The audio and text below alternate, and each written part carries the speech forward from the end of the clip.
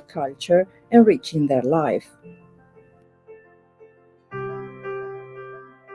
The university is an active promoter of research in collaboration with the world's most prestigious academic institutions.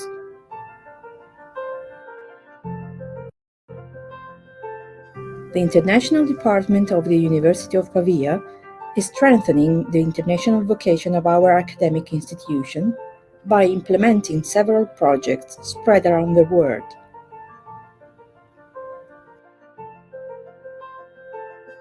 Since 2020, Pavia is one of the 7 historical universities founding the European Alliance EC2U, European Campus of City Universities.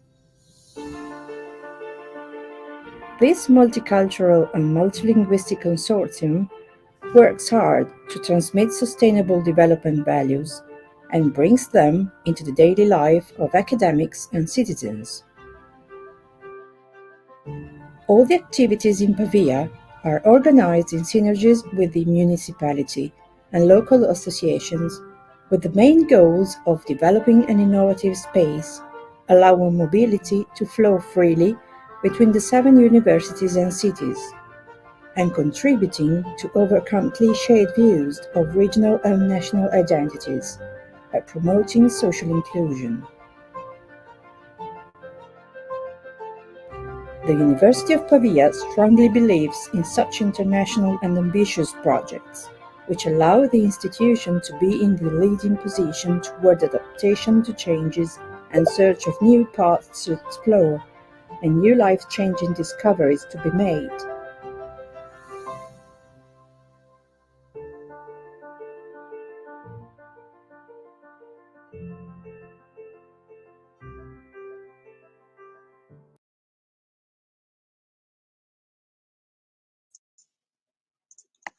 Great, welcome to this webinar. As you already saw a little bit about the University of Pavia and Pavia itself, hope that got you already a little bit in the mood, because maybe it will be you that ends up studying there next year. My name is Luc Mulling, I'm the moderator of today, and we have a great panel of presenters lined up for you.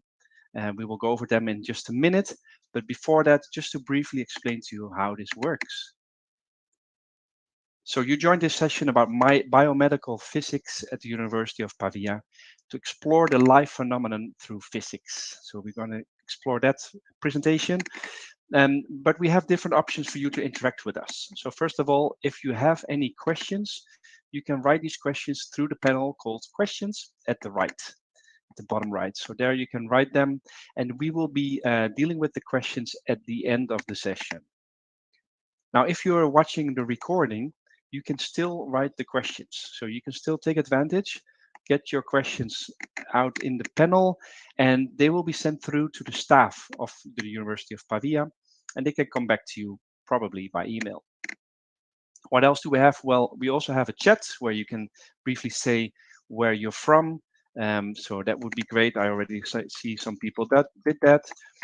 And also you can interact with us through emoticons. So at the bottom, we have an option to react, and there you can click on a reaction. And yes, exactly. So thank you. And yeah, we'd like to hear some feedback from you. So do take advantage of these options. It will make the session even more fun and interactive. Now, without further ado, we're going to start off with the presentation. And I will introduce to you the first speaker. So we go over to Mrs. Francesca Ballarini. She will briefly introduce herself, and then we'll start with the rest of the presenters and the presentation. Thank you. So good afternoon, everybody. First of all, I hope everybody of you can hear me. My name is Francesca Ballarini, and I am professor and board researcher at the University of Pavia. And of course, my field is medical physics. That's what we are presenting today. And okay, we are dealing with a description of the master program in physical sciences, and in particular about the biomedical physics curriculum. So, first of all, what is biomedical physics? We study many things, starting from the effects of radiation, both ionizing and non-ionizing radiation on living beings, means living molecules, cells, and tissues. Then we study the interaction between radiation and matter, in principle any kind of matter, but of course the focus is on living matter. And to apply all this knowledge to cancer therapy, for instance, different kinds of cancer therapies exist, but here in Pavia we focus on advanced techniques such as hadrontherapy, which means that the tumor is irradiated not by X-rays, but by charged particles, that is protons and heavy ions like carbon. Then there is another kind of therapy, which is boron neutron therapy, means irradiating cells with neutrons. And finally, therapy with radionuclides. We also deal with radiation protection, which is useful in all those areas where radiation is used. For instance, even astronauts in space are exposed to cosmic rays, which can damage their cells. And so we deal with this kind of studies. Finally, last but not least, we have a lot of medical imaging studies concerning magnetic resonance, artificial intelligence, multimodal imaging, nanobiosensors, and so on. More specifically, here we try to give you some advices and rationale for STEM biomedical physics. The fact is that the techniques that are used worldwide for cancer therapy and medical imaging are evolving very, very rapidly. And so this is becoming an extremely interdisciplinary field where medical doctors, biologists, chemists, and physicists, they work all together. And so in particular, physicists are more and more required in these areas, as you will know from the next presentations. The role of physicists is becoming more and more crucial because it is complementary to the one of other professionals, as I was saying before, physicians and so on. Here you see some representative images. The accelerator, we have the hadrontherapy center, an Italian astronaut in space, an image using computed tomography, an MRI image, and so on. So what will you learn? What are you expected to learn? When you finish the study, you will become aware about the effect of non-ionizing and ionizing radiation in matter, including living molecules and cells. You will also learn the basic aspects of biology and human anatomy and physiology, because of course we are at the physics department, but we need to know the details of the object we are irradiating.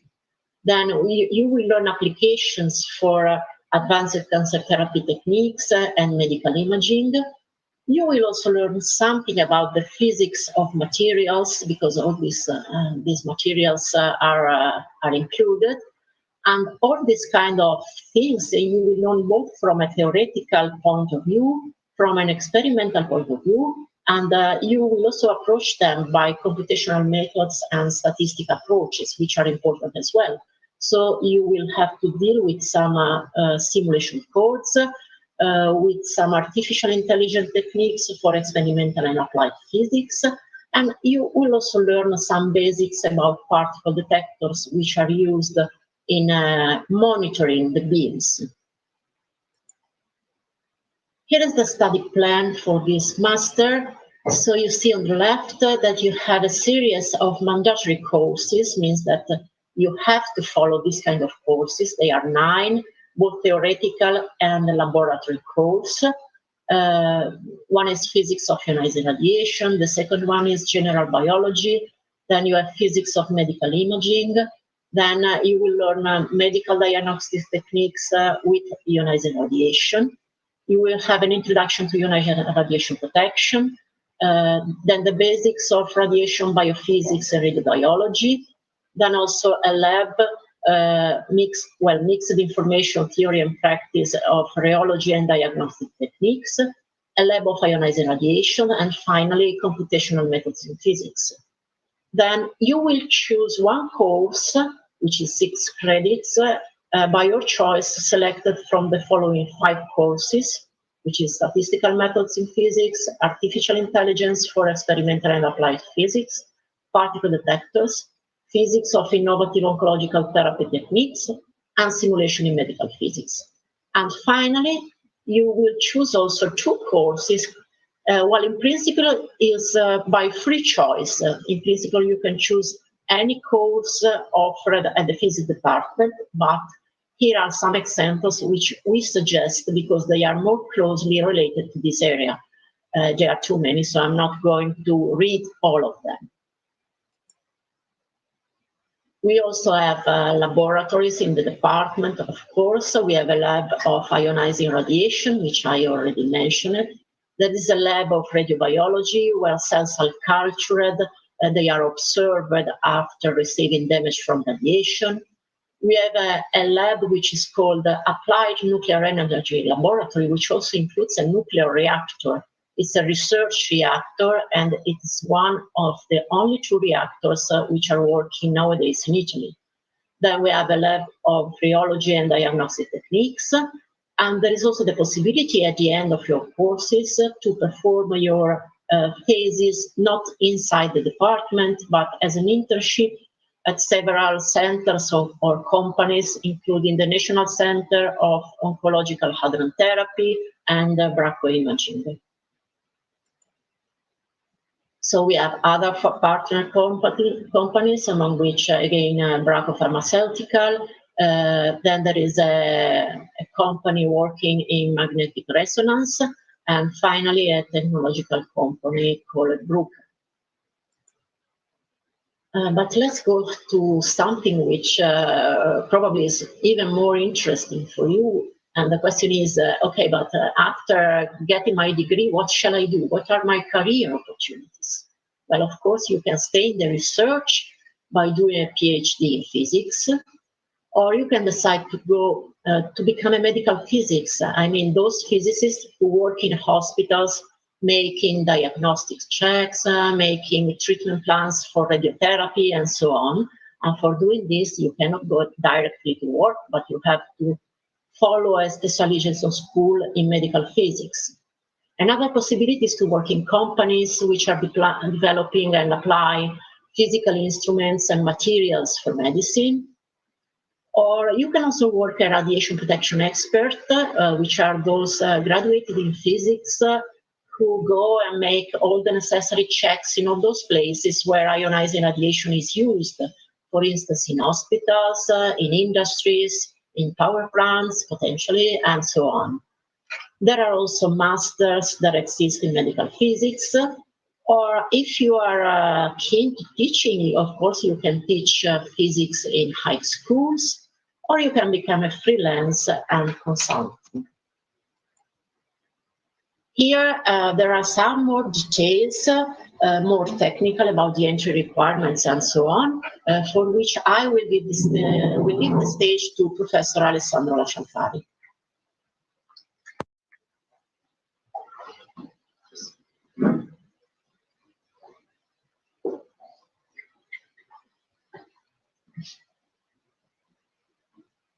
So hello everybody, this is Alessandro Lascialfari. I'm professor at the Department of Physics. Sorry, just let me get it out the mask. Here are the entry requirements for the students. It is needed that you have a university diploma, is at least a 3-year-long course, or a bachelor degree which is recognized as eligible by the administration of the university and then also from a commission at the Department of Physics. Of course, you should have a suitable English knowledge, the B2 level or higher, or you can also follow after the registration, after the enrollment, 3 CFU, I mean the university credits English course. The equivalent of CFU are ECTS in Europe. Then you are required to have followed at least 15 university credits in mathematics and 16 physics, or the equivalent ECTS. But for this part, of course, there will be a commission that will evaluate your personal CV. For students that do not possess the minimum of university credit that are listed here above, there will be a committee that will evaluate your curriculum, and then they eventually deny the request for enrollment, or they can decree the necessity of supplementing with some courses your curriculum, or they can admit the student directly after a proper interview in front of the committee itself. There is also a request about B2 certificate of Italian language, or after the enrollment, you can follow a course of 24 hours during the first year. The admission process, you can go to this website, which is complete, and you can follow there the instructions. In any event, the accession to the admission is for all the students that wish to enroll the master's degree in physical sciences. The condition is to hold a bachelor degree by the 15th of October, or you can also get the degree later, but all the complete enrollment becomes effective just until the 31st of March 2023. In the meantime, in this interval, you can try to get your bachelor degree. The minimum condition is that you have acquired at least 150 university credit. So I think that with this, I have concluded, and the questions are demanded to later on. Is it, Luke? That's correct. The questions will be the end. We will go over to Federico. And before that, I'd just like to mention we've opened a polling. So just for everybody to know, you can already answer some of the polling questions we have on the screen. Meanwhile, welcome, Federico.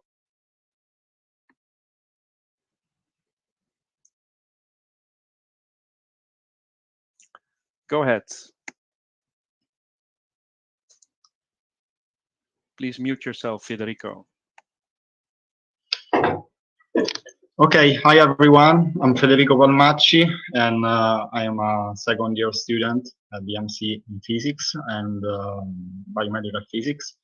And at the moment, I'm studying for my thesis, so I'm doing internship on solid-state detectors for BNCT and also cancer therapies mentioned by Professor Ballarini before. And but firstly, I would like to show you my point of view of those 2 years I spent in Pavia. And those are some slides I'm glad to show you. And first, why choose the University of Pavia?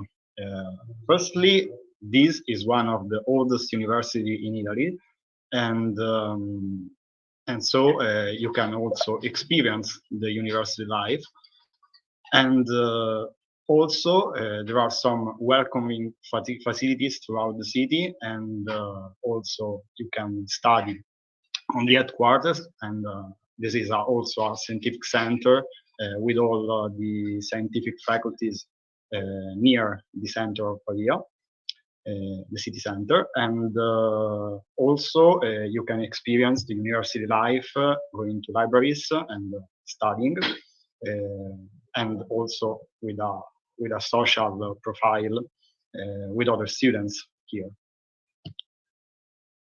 And so, why I choose my MC in biomedical physics? First, I attended all courses about medical application mentioned before by the professors, like X-rays, radiobiology, radioprotection, and so on. And then also, like at the moment, I'm doing my internship at LENA. There is a Laboratorio of Energia Nucleare Applicata, so nuclear energy applied laboratory.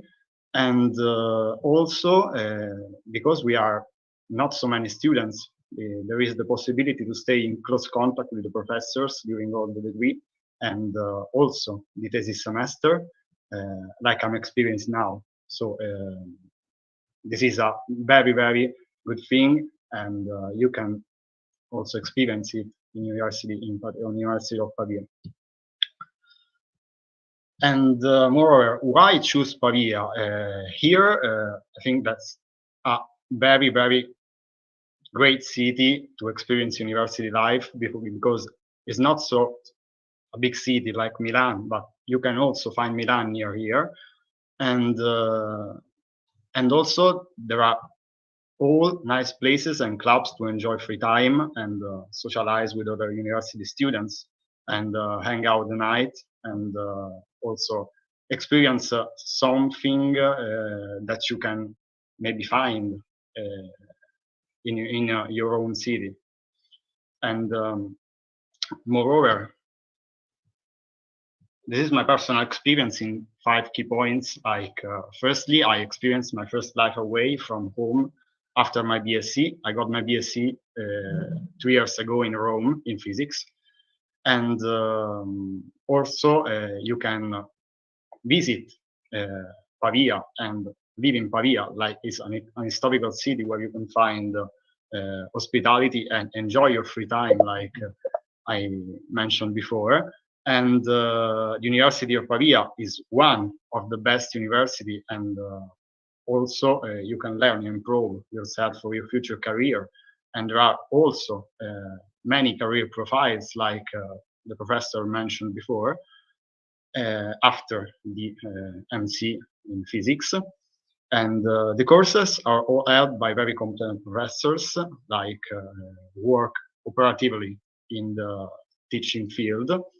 And last but not least, like I mentioned also before, the physics department is small, and we are always in close contact with all the professor and course mates. And this is all my experience in my point of view, and I'm very happy to do this and to stay here in Pavia. And I would like to thank you for the attention, and I'm giving my side to Linda Bianchini.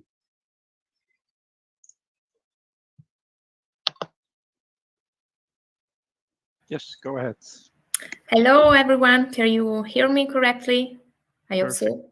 Okay, so thanks, Federico.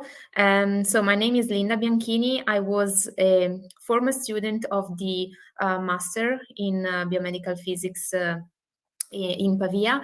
Now I'm working for a big company, so I would like to go through briefly my educational background and how my master and after that my PhD brought me to what I do today. So first of all, welcome again to this webinar, and thank you to Professor Alessandro Lascialfari and Ballarini for the invitation. So briefly, I started my education with a bachelor in physics, followed by a master in biomedical physics at the University of Pavia. After that, I went abroad for some months for an Erasmus traineeship, and I worked as a trainee in radiotherapy physics at the Queen Elizabeth Hospital in Birmingham, UK. After that, I enrolled in the PhD school at the University of Milan in collaboration with the European Institute of Oncology. And I will, in a bit, briefly talk about the topic of my PhD thesis. Actually, during my PhD, I also spent a period abroad in this time in Lisbon, and I was in the computational imaging group doing a fellowship to add a little bit of research and results to my PhD thesis. After I graduated at the PhD school, I also started a postdoc position on radiomics, which I will talk about in a moment, at the University of Pavia, always under the guidance of Professor Lascialfari.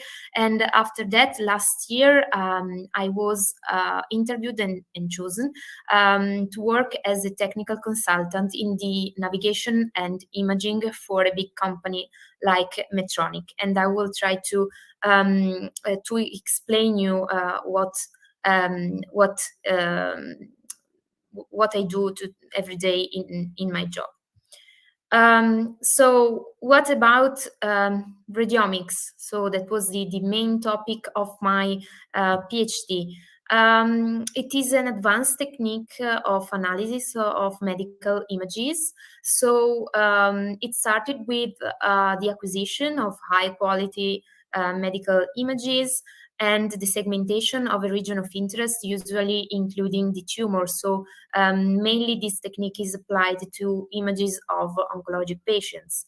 From this region of interest, some radiomic features, so-called radiomic features, are extracted. They are calculated with mathematical formula, with specific algorithms, starting from the gray levels in the voxel inside the region of interest the doctors are interested in.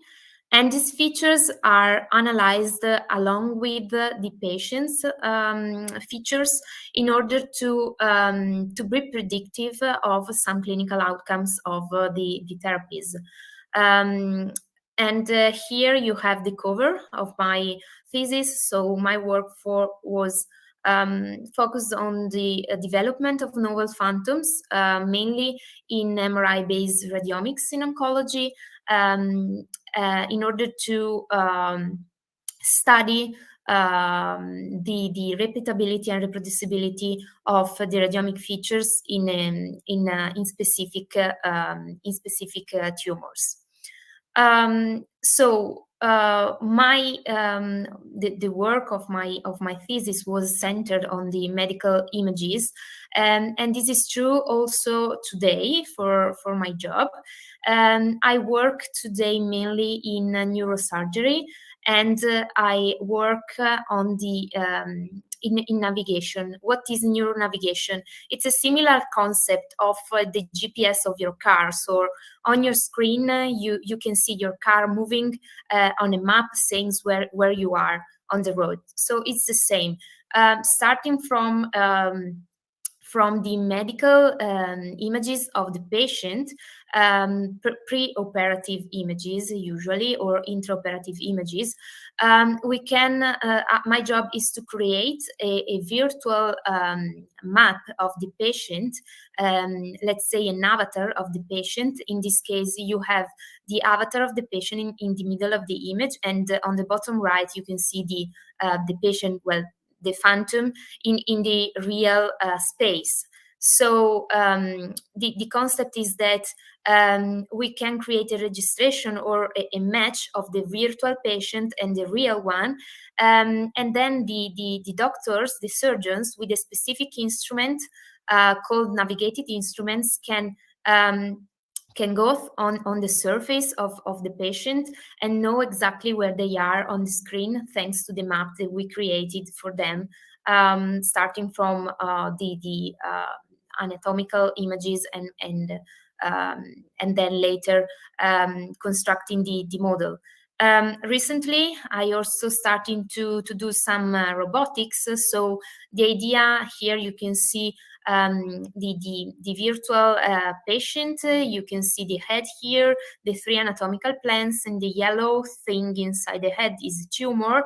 In the blue line is a trajectory made by a surgeon who wants to do, for example, a biopsy.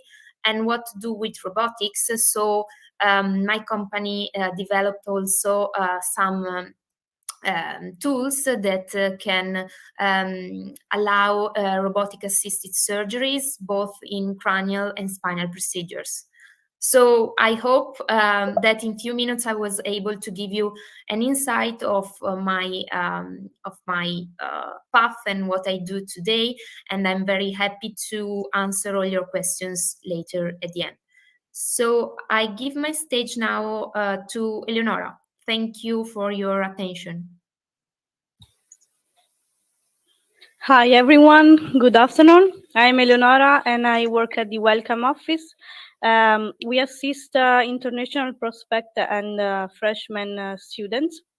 And I will now start with my presentation that regards some more practical information regarding studying in Pavia. So first of all, let me locate Pavia for you. Pavia is in northern Italy, actually in Lombardy region. It takes, as Federico said, 30 minutes to get to Milan, which is the most important city of Lombardy.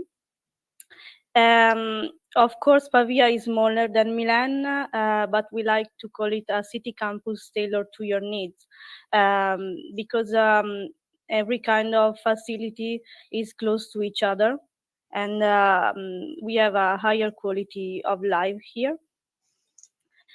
And not only Pavia, but also its surroundings are known for a variety of excellent agricultural products, amazing landscapes, medieval villages, and heritage sites.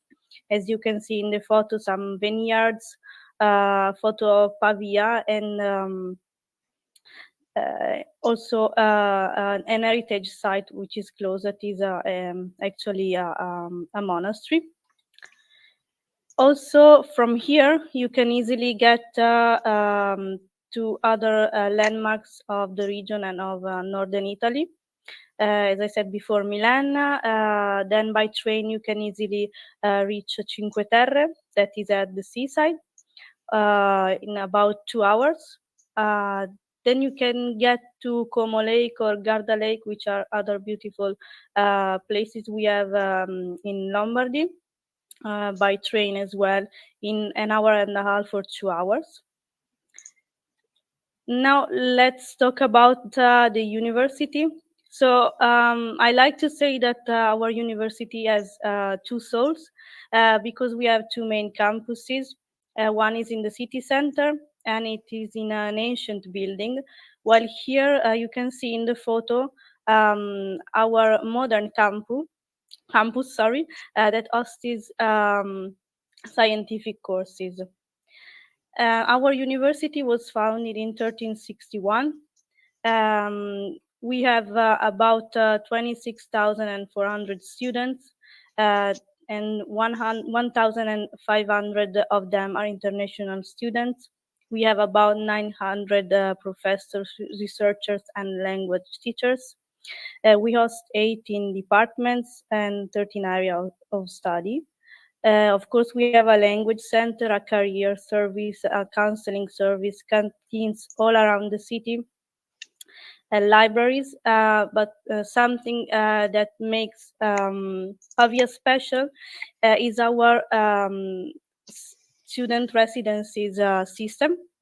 We have 22 university residencies all around the city, and I will go through this topic later.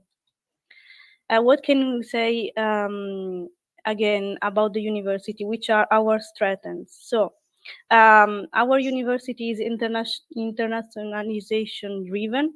We have mobility opportunities, English third degree programs, bilingual degrees, double degrees, joint master degrees. And also, as you might also understood from Professor Ballarini presentation, we have an advanced research tools and laboratories with the interdisciplinary basic research, collaboration with prestigious foreign universities and centers, applied research, knowledge transfer, and industrial projects with the local and global partners.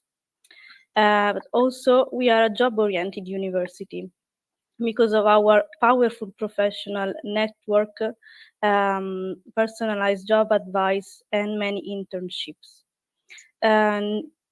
91% of our graduates finds a work within a year. I'm now explaining to you the tuition fee system we have in our university. I saw also a question in the chat. So mainly EU and non-EU students residing in Italy have two elements in their fee system. So there's the regional tax of 156 euros. Then the other part is a university variable fee that ranges from 0 to about 4,463 euros per year. This variable fee is actually based on the family economic situation and to the area of study. The students that have an equivalent economic situation lower than 23,000 euros per year are only due the regional tax, so that the university fee is equal to 0. For what concerns non-EU students residing abroad, we have a flat rate. So a rate based on their citizenship and on the area of study. Actually, countries are categorized into 3 brackets that have been created according to the World Bank organization data. Of course, we have scholarships as well. The main one is offered by EDISU, that is the government agency in charge of students' rights. Beneficiaries of this scholarship are selected based on merit or academic regularity and economic situation. The scholarship can include free accommodation in a collegio, that is our typical student residence, 1 meal per day, a sum of money, and a university fee exemption. So, as I mentioned before, Pavia is a collegiate system unique in Italy that consists of 22 collegi, that is the Italian word for student residencies, and we host approximately 2,000 students in these kind of residencies. These places are unique, historic, tailored for students, and low price. In addition to that, we can say that living in a collegio offers the opportunity to belong to a community where an academic achievement, traditional events, parties, sporting rivalries all play key roles. So I decided to show you a short video about a competition that is held every year between all the student residencies we have in Pavia. So I ask Luke to start the video, please.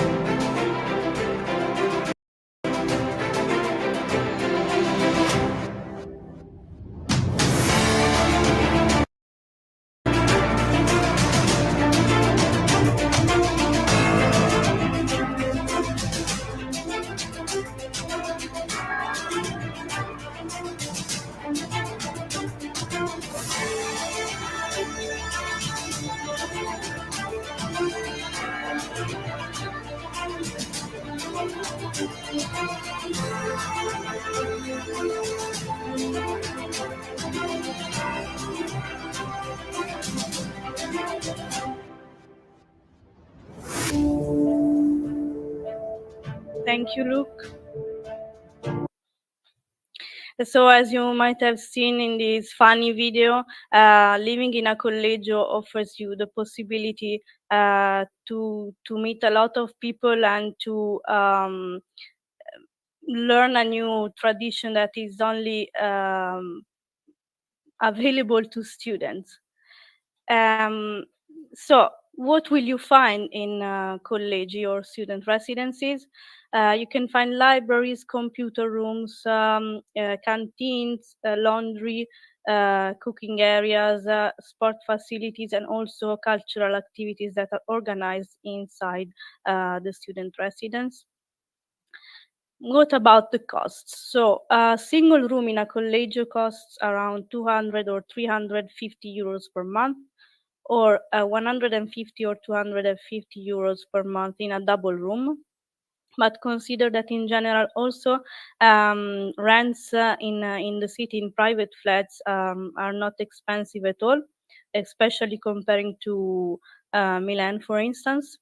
In fact, a single room in a private flat costs around 250, 350 per month, or even a studio flat might cost around 400 or 600 euros per month. Then, as I mentioned at the beginning, Pavia also has a lively sports center that is managed by the university organization that is called CUS Pavia. We offer state-of-the-art facilities and many activities to choose from that you can see here in the list. So canoeing, rowing, climbing, athletics, volleyball, rugby, fencing, archery, fitness, and even sport activities for people with disabilities. Our sports team are actually quite famous, even our athletes, and some of them also participate to international competition, and even some competition are organized in the city. Then we tried to sum up the monthly expenses that a student might have here in Pavia. So of course, some of these elements depend on your lifestyle, but we can say that a month in Pavia arrives to about 650 or 700 euros per month.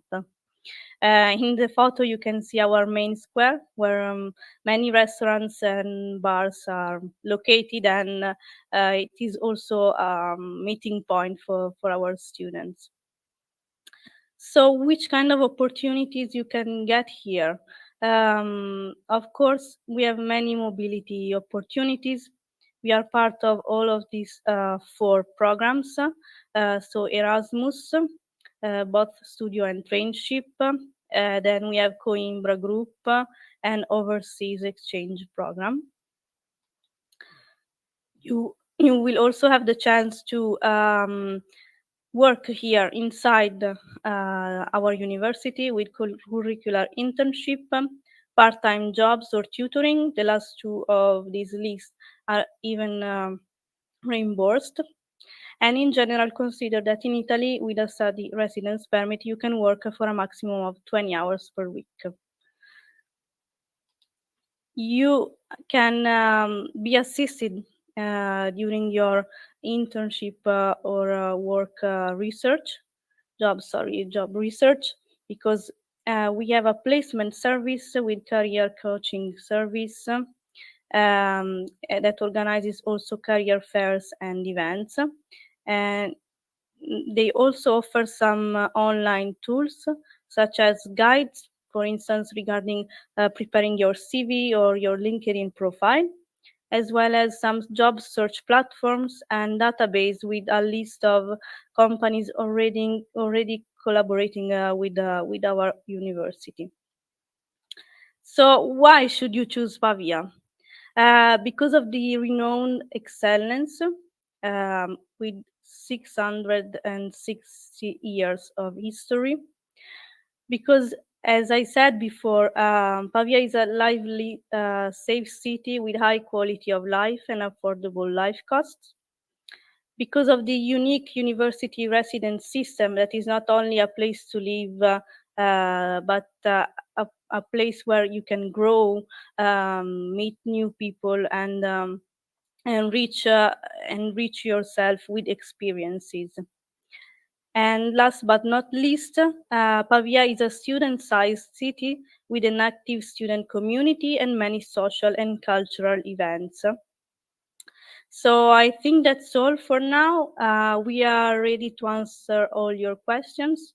So if you have some, just write it in the chat, and we will do our best to answer. In any case, you can contact us, and you can see here our many channels. Okay, great. Thank you very much. Indeed, as the slide suggests, we're going to the Q&A session. And just to remind everyone, first of all, the people that are joining live, you can write your questions through the panel Q&A, questions at the bottom right. That's where you can write them. So to make sure we capture those and we will answer them here. For the people that are watching the recording, you can also still write your questions. So I know a lot of people these days watch the recording. So do take advantage. You have all the interactive options still at your fingertips as well. You can also participate in the polling, so please do so. Yeah, do interact with us in any way possible. Great. All right, well, let's go over to the questions that we have. I will read them out for the speakers and for everyone else. So we have a question from, first of all, Luisa. And Luisa is asking, must I have a strong background in biology and or medicine in order to apply? Who can answer this? I think Professor Lascialfari might. Okay. I am asking, can you hear me? Yes. Yes. Go ahead. Yes, we hear you. Sorry, can you hear me now, I hope? Yes, No, we hear you. the question, the answer is basically no, because I can confirm it. I made the same kind of studies myself. I had a very small background in biology, and all information I needed, I learned it directly at the university. So no worry about that. Okay, great. Thank you for that answer. I hope that answered your question as well. Otherwise, let us know. Next question from Leah. Is there an online or partially online option to take the program?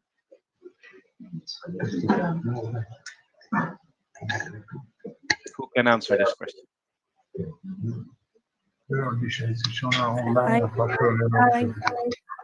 I can answer.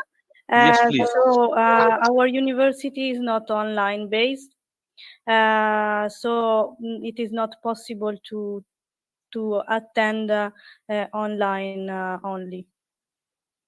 I mean, you have to come here, attend lessons in presence, and also exams are held in presence.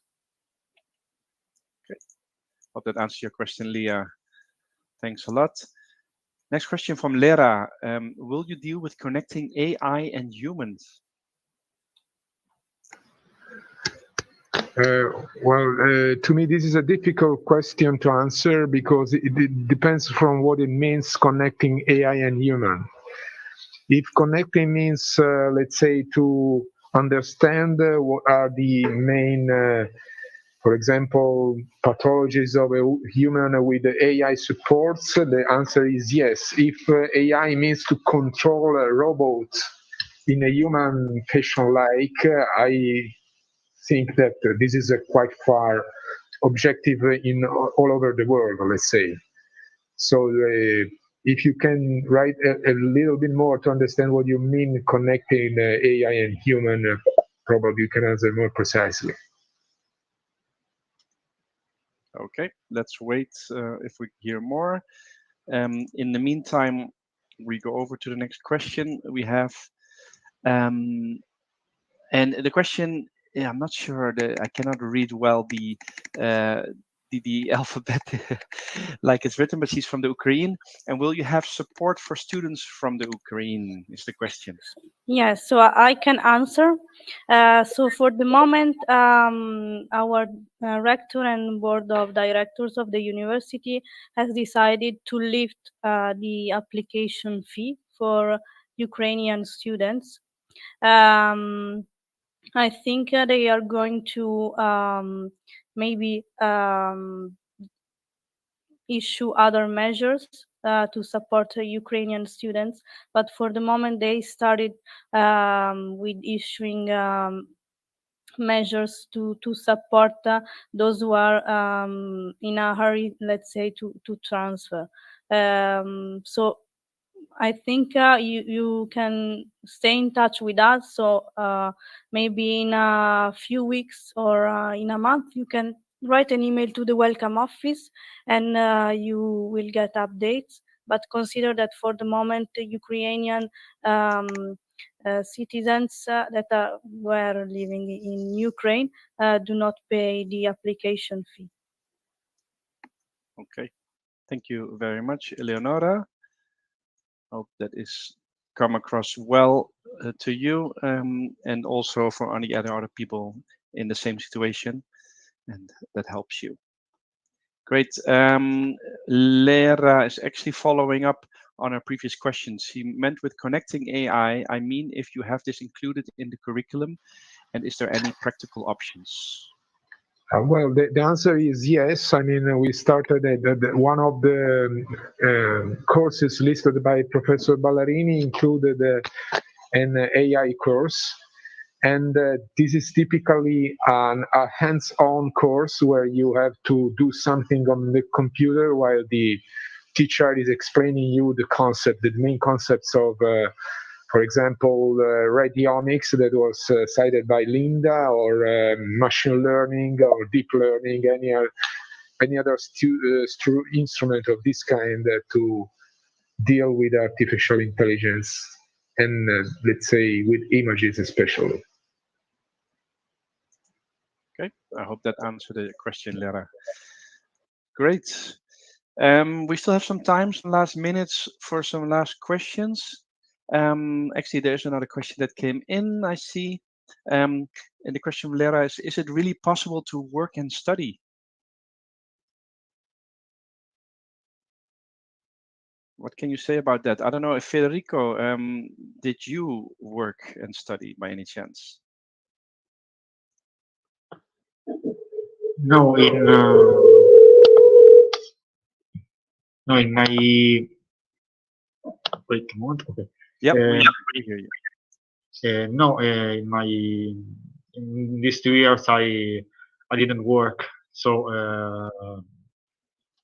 I don't know how it is, but I just studied and enjoyed my first experience far from home. And maybe to ask you, how is the workload?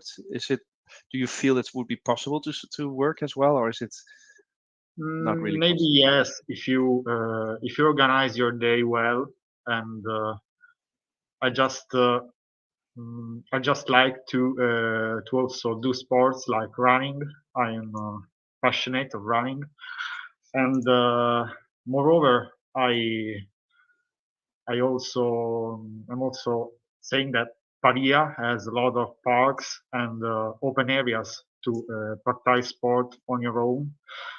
And maybe yes, if you like to do something more, like add an activity to the study, yes, you can also work. The workload is fair, I think. Okay. Good. Thank you very much. Oh, there we go. I don't know if there's anyone who wanted to add something. Then you can do that. I will check in the meantime if there are any other questions that came in. So we did receive another question, Luisa, asking, could I get a scholarship if I have a part-time job?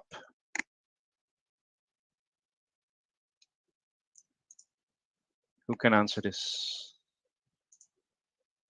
I made you unmute. Yeah, go ahead. Sorry, I think it's a question for Eleonora. I think it's a more formal question, is it? Yeah, I asked her to unmute herself, but it didn't work, I guess. Eleonora?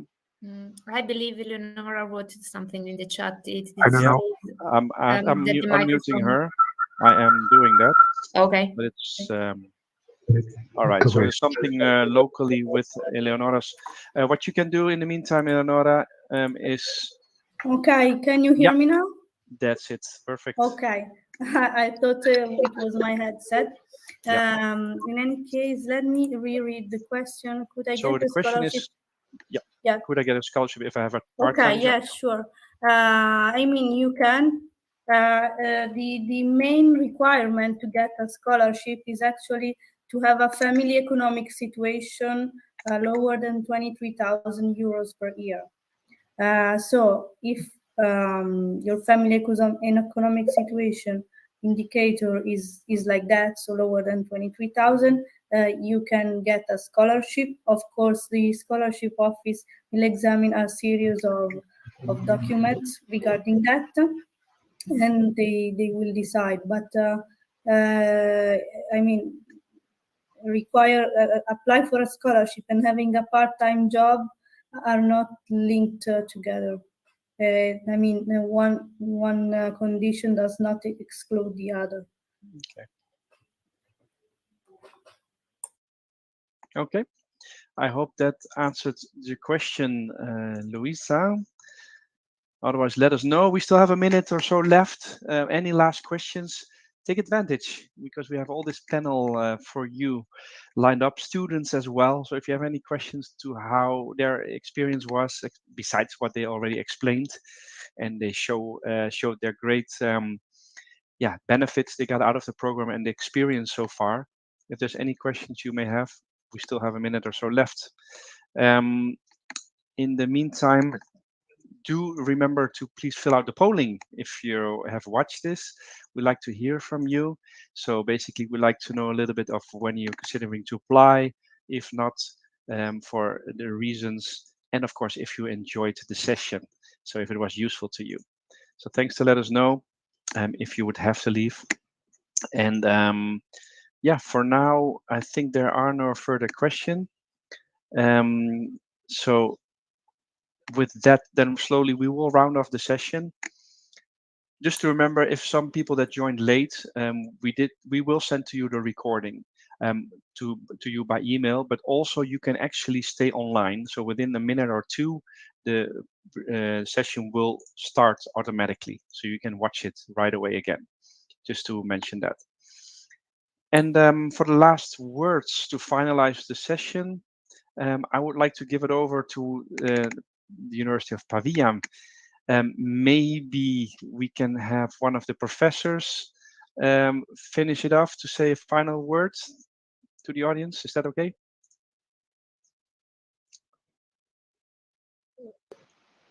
Yes, so it's been a pleasure, of course, to participate in this webinar. I hope that we could clarify some questions, we could present our activity, but especially we hope that next year we can meet you, all of you, in person here in Pavia as our new students. So goodbye, everybody, and enjoy your day. Great, thank you from my side as well. Thank you, everybody. Bye-bye. Thank you for attending. Bye. Bye. Bye.